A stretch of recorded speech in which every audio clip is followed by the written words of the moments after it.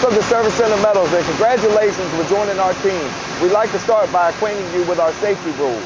Service Center Metals is committed to being the safest manufacturing facility in the world. The only acceptable level of safety is 0 accidents. And enthusiastic employee participation is the key to success. We want to develop a sense of personal responsibility in each employee to prevent accidents. No job is too important, no job is too urgent. We cannot take time to work safely. The first step to develop personal responsibility for safety is following our 9 safety rules. These 9 rules of safety absolutes must be followed by every team member every minute of every day. There is a zero-tolerance policy for failure to do so, and any violation of the safety absolutes can result in termination on the first offense. Here are the safety absolutes. Personal protective equipment or PPE must be worn at all times. Safety devices must not be bypassed or disabled. Operating unsafe equipment, such as running with guards removed or missing, is not allowed under any circumstances. Do not modify any equipment without approval. Possessing alcohol or illegal substances is strictly prohibited on company property. Arriving for work under the influence of alcohol or illegal substances is strictly prohibited. SCM's lockout tagout procedures must be followed at all times. Current certification is required for all mobile equipment. Any illness or injury, regardless of severity, must be reported to your supervisor during the shift that the illness or injury occurred. Here are some general safety rules to protect both employees and plant property. Failure to comply with these will get you in trouble. Housekeeping is very essential here at the safety program at Service Center Metals. You need to make sure your area is completely clean of all trip hazards whatsoever. These hazards include electrical cords, aluminum chips, debris, tools, and liquid on the floor. Smokeless tobacco use is allowed only when spitting into correct containers such as a plastic bottle or a cup. Due to health concerns, spitting on the floor or in equipment pits is strictly prohibited. Production equipment must only be operated by those who have trained to do so through SCM's cross-training program. Damage to any plant structure or production equipment must be reported to your immediate supervisor on the shift that it occurred. Weapons or firearms are not allowed on the premises. Manually folding pocket knives with blade lengths of up to 5 inches are acceptable. While walking through our plant, please stay on our designated orange walkway. When walking in areas without orange paint, pay attention to and yield to forklifts and side loader traffic. Pedestrian traffic is prohibited in the log storage area, as well as any of the finished goods narrow aisle storage racks. Walking on the K1, K2, T3, or T4 belts in the press cooler bed is strictly prohibited. Walking under lifted loads is prohibited. Examples, cranes, fork trucks, side trucks, and also by hand. Running in the plant is prohibited. Because they can cause an explosion in our compact remelt plant, butane lighters and aluminum cans are prohibited from being on the property. Plastic drinking bottles are to be thrown in the trash cans or dumpster, not in aluminum scrap tubs. Smoking is only allowed in the truck well. Cigarettes must be discarded in proper containers. iPods, MP3 players, Bluetooth devices, or any other devices requiring headphones are not allowed on the plant room floor. Cell phone usage is permitted in the break room and maintenance cage. Otherwise, cell phones should be stored while on the plant floor. Cell phone usage in the plant is only for business purposes. When using your cell phone, stay stationary and avoid all mobile equipment traffic. Cell phone usage is strictly prohibited while using mobile equipment. Aluminum has the same appearance whether it's hot or cold, and cut edges on aluminum can be very sharp. Refrain from touching aluminum in our plant. Always wear proper PPE while handling any aluminum. Clothing worn in the plant should prevent burns and not be loose-fitting. Loose-fitting clothes can get caught into mobile equipment and process equipment, therefore creating a problem with pinch point hazards. Horseplay on the plant floor, such as tossing tape balls or spraying employees with compressed air, is prohibited. SCM Quality. The quality of SCM extrusions is legendary throughout the industry.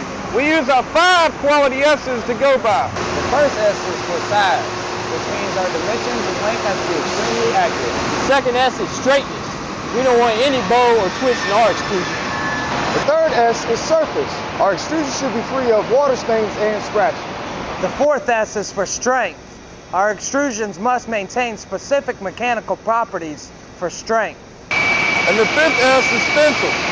All of our students should be clearly and neatly marked. Mobile equipment. We have a lot of mobile equipment here at SCM. Here are a few reminders of their usage.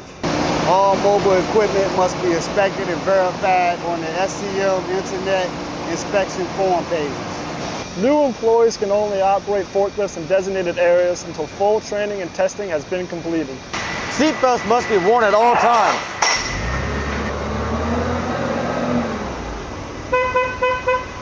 You want to always sound your horn at intersections and around pedestrian walkways.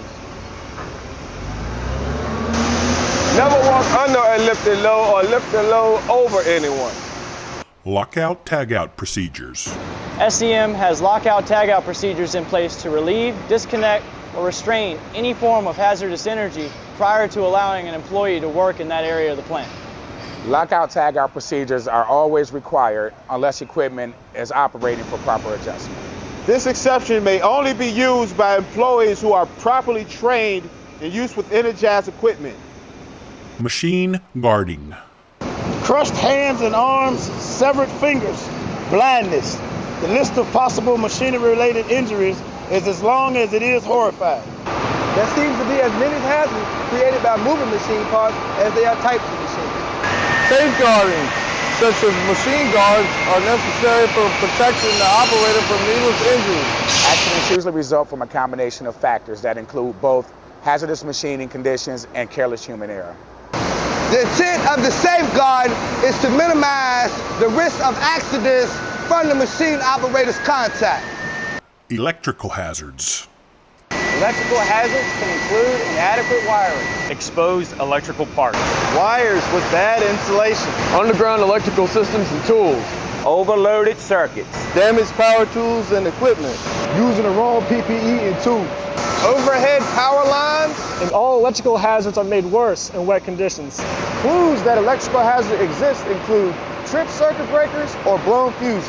warm tools, wires, cords, connections, and junction boxes. And warn or frayed installation around wires or connections. If you think there's an electrical hazard, contact your supervisor immediately. Bloodborne pathogens.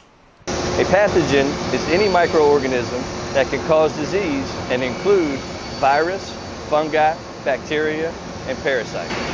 Pathogens can enter your body by inhalation, ingestion, or direct blood contact.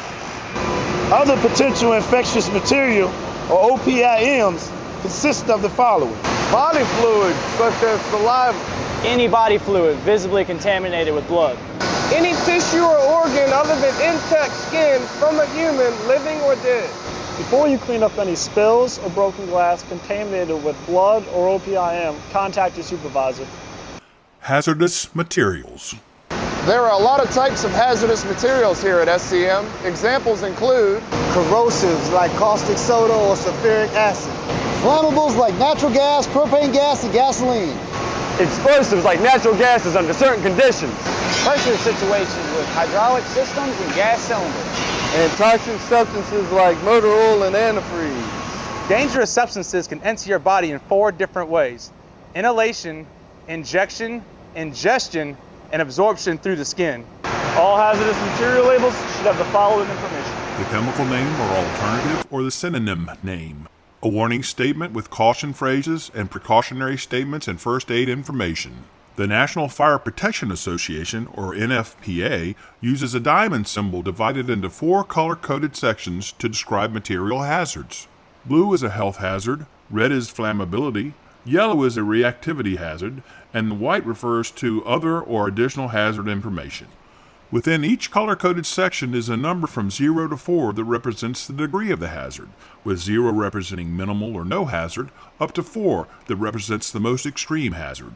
The white section alerts users to special hazards for that material, such as water reactivity, strong oxidizer, corrosiveness, or radioactivity. Again, welcome to the SCM team, and be safe.